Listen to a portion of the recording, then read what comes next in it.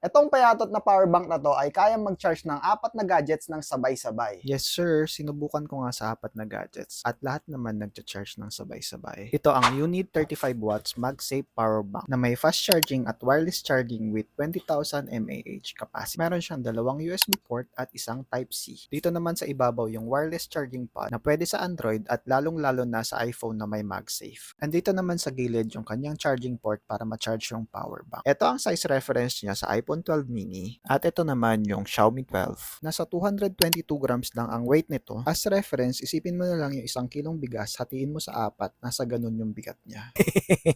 Pinaka nagustuhan ko nga yung transparent window nito. Nakitang-kita yung electronic component sa loob. Tamang-tama nga yung 7-segment display para sa battery percentage at fast charging indicator. May kasama itong micro USB cable at manual.